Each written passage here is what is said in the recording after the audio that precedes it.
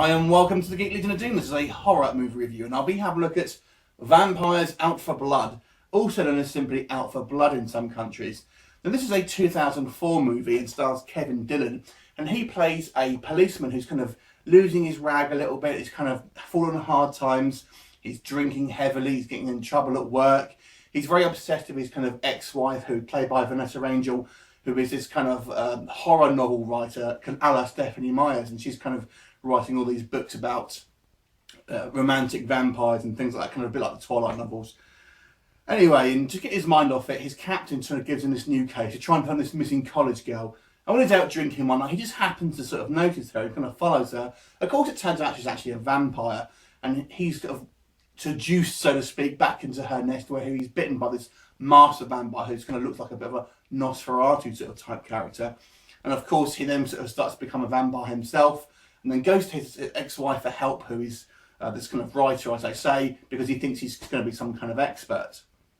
And, you know, the hope being that she'll find some way of being able to stop him from becoming a vampire.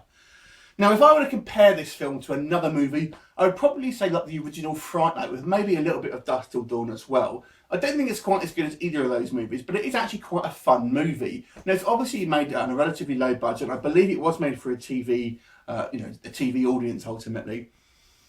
But it does have a kind of sense of fun. It's kind of a horror comedy to a certain degree.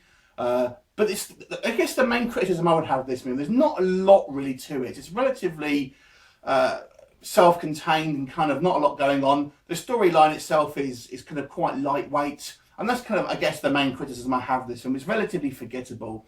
However, it is, within that, it's kind of quite a fun movie nonetheless. I actually found the character Hank, played by Kevin Dillon, to be actually quite a likeable character, and you can kind of, see him sort of unwind on the screen. And there is some sort of question: is he sort of losing his mind, or is he, is he really sort of seeing these sort of vampires and stuff like that? So I always find it quite fun in these kind of movies. It's not a particularly gory movie, but some of the vampire effects are quite fun. Now they kind of look like the vampires from Dusk Till Dawn. That's kind of why I give that comparison. But the film, as I say, the tone of the film lends itself more to the kind of the Fright Night series, although I definitely wouldn't say it's as fun as those films.